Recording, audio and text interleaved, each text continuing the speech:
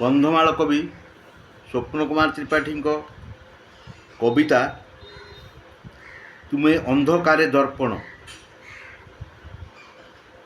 ପ୍ରତି ଜୀବନର ନାଟ୍ୟକାର ବନ୍ଧୁ ନୀରବ ମୌନ ଉତ୍ସ ବରଷକେ ଥରେ ପ୍ରୀତି ବୁହାଉଛ।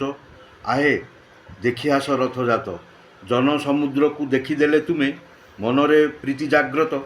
ରେ ଭକତ ତୁ ଆସିଛୁ ଶରଣେ ପ୍ରୀତି ମନୋକାମ୍ୟ କୃତ୍ୟ। ସାରା ବିଶ୍ୱରେ ତୁମ୍ଭ ନାମ ଘୋଷ ଜ୍ୟୋତି ନୟନର ସ୍ରୋତ।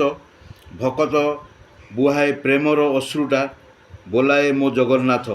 ବିଶ୍ୱାସ ମନ ହୃଦୟ ଡୋରିର ତୁମରି ସଙ୍ଗୀତ ପ୍ରୀତ।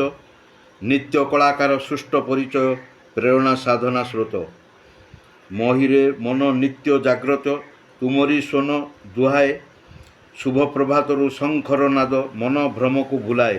ଯେଉଁଠି ସତ୍ୟ ସେଇଠାରେ ତୁମେ ଅଜ୍ଞାନ ହୁଏ ଦୂର।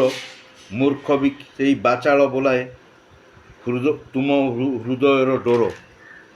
ଅଜ୍ଞାନ ସେଇ ନିତ୍ୟ ଅନ୍ଧକାର ତୁମେ ହିଁ ଜ୍ୟୋତି ସଂଜ୍ଞାନ। ଅନ୍ଧକାରରେ ଜ୍ୟୋତି ପ୍ରବାହ ସ୍ନିଗ୍ଧ ତପ ସାଧନ।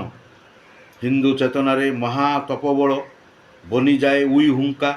ରାମ ନାମ ଶବ୍ଦ ଅହରହ ସ୍ୱନ ପବିତ୍ର ଧ୍ୱନି ପ୍ରତିଷ୍ଠା। ତୁମରି ଧୈର୍ଯ୍ୟ ସେଇଠାରେ ଭଗ୍ନ। ବୋଲାଅ ହେ ଭକତ ମୋ ପ୍ରାଣ ଭୁବନ ଦୋହଲେଇ ଦେଲ। ତୁମ୍ଭ ଇଚ୍ଛାକୁ ବରଣେ ସ୍ରୋତ। ମନୋକାମନାକୁ ପୂରଣ କରିବି ଯାହା ଇଚ୍ଛା ତୁମେ ମାଗ। ମୁନି ଋଷି ତୁମ୍ଭେ କହିଦିଏ ବାରେ ବନ୍ଧୁ ସୃଷ୍ଟିକୁ ହିଁ ପ୍ରେମ ଭାବ। ମନର ଚାତୁରୀ ଭକତ ବାନ୍ଧବ କହେ ମୁଁ ସଂସାର ସ୍ରୋତେ। ବନ୍ଧୁ ତୁମେ ଯେବେ ତଥାସ୍ତୁ ବୋଲିବ କଲ୍ୟାଣ ବି ମୋ ହିତେ।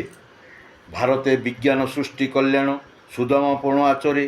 ସ୍ୱାମୀ ବିବେକାନନ୍ଦ ଚକ୍ଷୁ ପ୍ରଯତ୍ନ ବିଶ୍ୱ ଭାତୃତ୍ୱ ସ୍ୱୀକାରେ।